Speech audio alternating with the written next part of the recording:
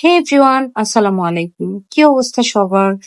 আপনারা আমার এই কিচেনটা নিয়ে অনেক সময় অনেক আপুরা অনেক কোশ্চেন জিজ্ঞেস করেছিলেন। আমি এটা কোথা থেকে নিয়েছি, কোন পেজ থেকে নিয়েছি, কত দামে নিয়েছি।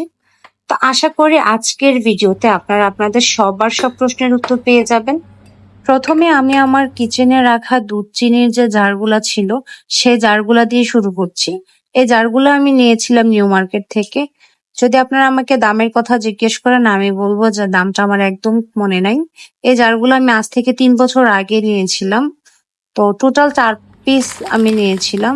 সেখান থেকে অলরেডি আমার 2 পিস ভেঙে গেছে। এই জারগুলো আমার ভীষণ পছন্দের জার।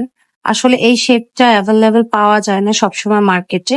হয়তো গোল বা স্কোয়ার শেপের গুলা পাওয়া যায়, বাট আমি এই শেপটা খুব একটা পাই নাই। আর যেগুলা পেয়েছি সেগুলো আসলে আমার তেমন পছন্দ হয় নাই। আর আপনারা আমাকে এই জারগুলো নিয়েও অনেক প্রশ্ন করেছিলেন, আমাকে ইনবক্স করেছিলেন এগুলো আমি কোথা থেকে নিয়েছি। তো এগুলো নিয়ে আমার যদিও ভিডিও করা আছে পেজে। এগুলো আমি দারাজ থেকে নিয়েছিলাম। আর বরাবরের মতো এখনো বলবো যে যদি দামের কথা জিজ্ঞেস করেন, তাহলে বলবো যে আমার দামটা মনে নাই। অনেক আগে যেহেতু এগুলো আমার কিনা, সেজন্য আমি দামটা তেমন স্পষ্ট করে বলতে পারছি না। আর এগুলাতে আমি সাধারণত দুধ চিনি রাখি, সেটা আপনারা যারা আমার ভিডিও দেখেন তারা সবাই জানেন। আর অনেকেই মনে করেন এগুলা সেল পোস্ট দেওয়া, বাট না, এগুলা কোনোটাই সেল পোস্ট না। আপনারা আসলে ভিডিও সম্পূর্ণ দেখেন না।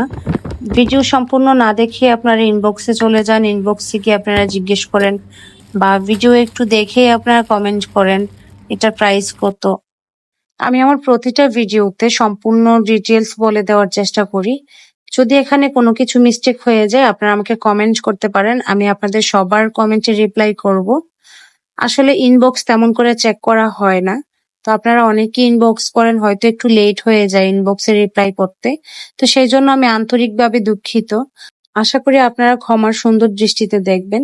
আর আপনারা সবার সব প্রশ্নের উত্তর খুব তাড়াতাড়ি পেয়ে যাবেন যদি আপনারা এটা কমেন্ট করেন। আসলে কমেন্ট চেক করা হয়, বাট আমার ইনবক্স খুব বেশি চেক করা হয় না। তো যাই হোক, এই তো আপনাদের সাথে কথা বলতে বলতে আমি এগুলাও সাজিয়ে নিলাম। আর এই জারটা নিয়েছিলাম আমি মৌচাক থেকে। আসলে আপনারা আমার মতো একজন সামান্য মানুষের জিনিসপত্র এত পছন্দ করবেন, সেটা আমি কখনোই ভাবি নাই।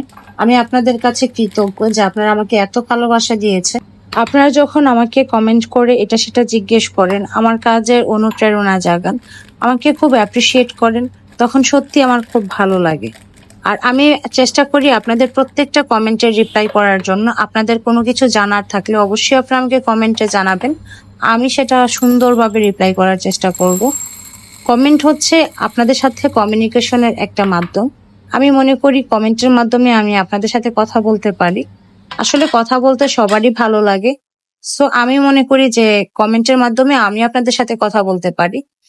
আর এই স্পুন হোল্ডারটা আমি নিয়েছিলাম আড়ং থেকে কিছুদিন আগে। আপনারা আমার নিশ্চয়ই কিছুদিন আগের ভিডিওতে দেখেছেন। আর ছোট যে স্প্যাচুলার গুলা দেখছেন, এই স্প্যাচুলার গুলা আমি দারাজ থেকে নিয়েছিলাম। আর এখানে ফ্লোরাল যে স্প্যাচুলার গুলা ছিল, এগুলো আমি দারাজ থেকে নিয়েছি। সবকিছু যদি একটু সুন্দর করে গুছিয়ে রাখি, তাহলে মনে হয় জায়গা একটু কম লাগে। আর আমার কাউন্টার টপটা একদমই ছোট, ছোট বলতে পাশে অনেকটা ছোট, সেই জন্য অনেক কিছু সুন্দর করে রাখা যায় না। আসলে আমরা যারা ভাড়া বাসায় থাকি, সবকিছু পারফেক্ট হয় না, সবকিছু পারফেক্ট ভাবে পাওয়া যায় না, এটা হচ্ছে সমস্যা। তারপরেও চেষ্টা করি একটু মানিয়ে গুছিয়ে নেওয়ার জন্য।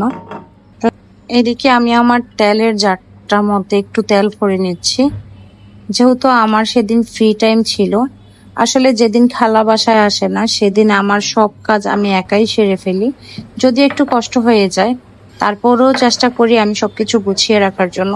আর এই চা নাকি কফি বোর্ডটা নিয়ে আপনারা অনেক প্রশ্ন করেছিলেন। এটা আমি একটা অনলাইন পেজ থেকে নিয়েছিলাম বেশ অনেক বছর আগে, আমার পেজটার নাম মনে নেই। আর যে ট্রেটা আপনারা দেখছেন ফ্লোরাল প্রিন্টার, এই ট্রেটা আমি নিয়েছিলাম ক্রাফট পান্ডা পেজ থেকে।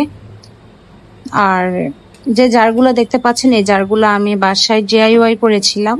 আর এই কেতলিটা আমি নিয়েছিলাম আড়ং থেকে। ট্রে, কেতলি আর কফি মগ। আমি উপরে একটু মাটির হাঁড়ি পাতিল রেখেছিলাম যদিও, বাট এটা আমি একটু পরেই সরিয়ে ফেলেছি যদিও, কারণ এই কাচের জিনিসপত্র সাথে মাটির হাঁড়িগুলো একদমই যাচ্ছিল না। আর এই নেসক্যাফের মগগুলো আমি অনেক আগে কিনেছিলাম মৌচাক থেকে। এগুলো আমি 6 কালারের 6টা কিনেছিলাম।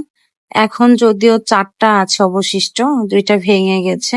যেহেতু অনেক বছর আগে সেই জন্য ভাঙাটাই স্বাভাবিক।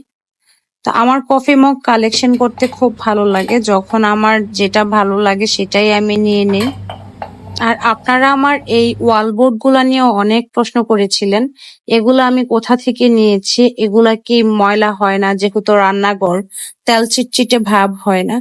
তো আজকে আশা করি আপনারা এই প্রশ্নের উত্তরটাও পেয়ে যাবেন। এগুলো অবশ্যই ময়লা হয়, তেল চিটচিটে ভাব হয়। যখন মনে করি যে এগুলো একটু নোংরা হয়ে গেছে, তখন আমি একটা মাজুনি দিয়ে খুব ভালোভাবে একটু ঘষে পরিষ্কার করে নিই। সেটা অবশ্যই আলতো হাতে করতে হবে। তারপরে একটা ভিজা কাপড় দিয়ে আমি এটা মুছে নিই। আর এই ওয়ালবোর্ড গুলা নিয়ে আমার পেজে অনেকগুলা ভিডিও আছে। সবগুলা ভিডিওতেই কিন্তু আমি মেনশন করে দিয়েছিলাম যে এগুলা কালারফুল ড্রিমস থেকে নেওয়া। তারপরও আপনারা আমাকে জিজ্ঞেস করেছিলেন কোন পেজ থেকে নিয়েছে। তা আবারও বলে দিচ্ছি, এগুলা কালারফুল ড্রিমে আপনারা পেয়ে যাবেন। তারপরেও যদি আপনাদের কোনো প্রশ্ন থাকে আমার এই ভিডিও নিয়ে, অবশ্যই আপনারা আমাকে কমেন্ট করে জানাবেন। আমি আপনাদের সবার কমেন্টে রিপ্লাই করার চেষ্টা করব। আসলে কমেন্ট করলে খুব তাড়াতাড়ি আপনারা রিপ্লাইটা পেয়ে যান, আর ইনবক্স করলে তেমন করে আমি ইনবক্স চেক করি না। সেই জন্য ইনবক্সের রিপ্লাইটা একটু লেট হয় দিতে। তো যাই হোক, আজ এই পর্যন্তই। সবাই ভালো থাকবেন, সুস্থ থাকবেন। দেখা হবে নতুন কোনো ভিডিওতে। আল্লাহ হাফেজ।